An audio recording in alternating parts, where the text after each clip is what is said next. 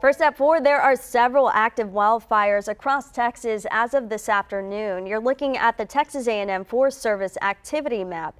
There are red flag warnings in South and Central Texas until 8 tonight, and that means all of the elements are in place to spark a wildfire. One of the larger fires over in Correll County, that's in Central Texas near Fort Hood. At last check, it scorched more than 33,000 acres with 45% containment at this time. Now, people in the nearby town of Flat had to evacuate yesterday afternoon, but they were allowed to return last night. Now, as the fire continues to burn in Medina County, residents are anxiously waiting to return home. KENS 5's Sarah Duran joins us live with their reaction to the flames. Sarah.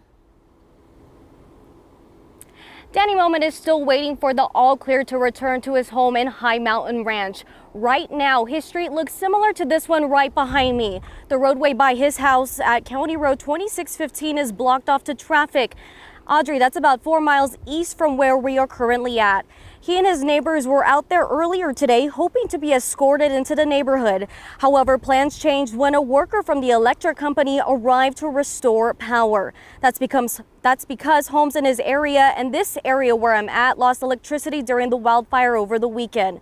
Still, Moment is anxious to return home with his family. He showed us pictures from his home security cameras. In the photos, you can see how dark and thick the smoke was from when the fire first started Friday. Moment says his home is still standing, but 3 others in his neighborhood aren't.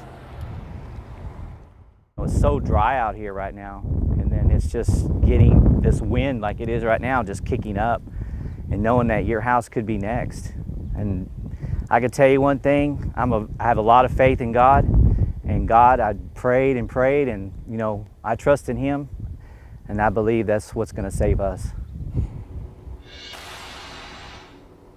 Now, at last check, the fire has burned more than 1,000 acres, but right now it's 70% contained, which is progress from yesterday when it was only 10% contained for most of the day.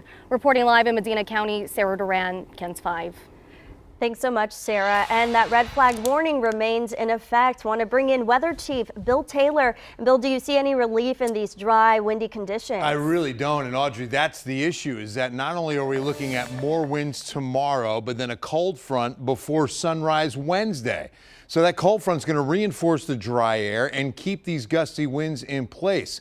Speaking of which, let me show you the current wind speeds, and right now you'll see them ranging between 15 and 20 across the city and metro. And when we counter in the wind gusts, you can see those are 20 plus. We're at 23 San Antonio, 26 at Pleasanton. Now, heading into the next 24 hours, you'll see that these wind gusts will hover around 20 to 25, sometimes peaking, look at that, 30 to 40 on Wednesday morning when this cold front moves through. And Audrey, the only hope that we do have is getting some rain with this front. We'll talk about those rain chances and a look at future radar coming up. We sure do need it. Thanks so much, Bill.